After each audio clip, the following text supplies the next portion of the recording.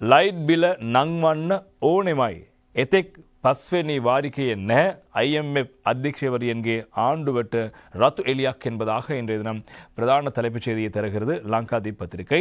எனவே சர்வதேச நாணய நிதியத்தினுடைய நடவடிக்கை செயற்திட்டத்தின் கீழ் தான் இப்போது இலங்கை இயங்கிக் கொண்டிருக்கிறது. காரணம் 2020, 21, 22ஆம் ஆண்டு காலப்பகுதியில் ஏற்பட்ட இந்த பொருளாதார வீழ்ச்சி அடிப்படையாக வைத்து நாங்கள் நாட்டினுடைய வங்குரோத்து நிலையை பிரகடனப்படுத்தப்பட்ட பின்னர் IMF நாடி IMF நிகழ்ச்சிகளின் கீழ் தான் இப்போது நாடு இயங்கி வருகிறது.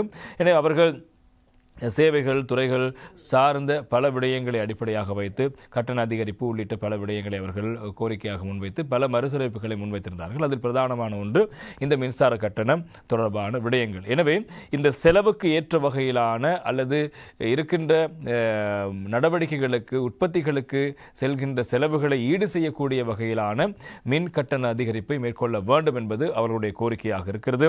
எனவே 6 மாதங்களுக்கு ஒருமுறை மின் கட்டண மேலாய்வு செய்வது அரசாங்கத்தின் கொள்கையாக இருக்கிறது.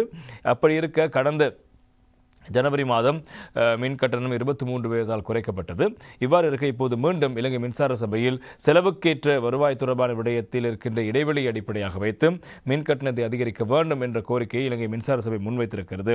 அதே போல IMFம் இது தொடர்பான ஒரு சிவப்பு எச்சரிக்கை விடுத்திருப்பதாக சொல்லப்படுகிறது. இப்போது அரசாங்கம் ஏற்கனவே 3 கட்ட பேச்சுவார்த்தைகளை நடத்தி 4ஆம் கட்ட தவணை பணத்தையும் பெற்றிருக்கிறது IMFிடம். எனவே 5ஆம் கட்டத்துக்கான 4ஆம் கட்ட பேச்சுவார்த்தை இடம்பெற்றுக் கொண்டிருக்கிறது.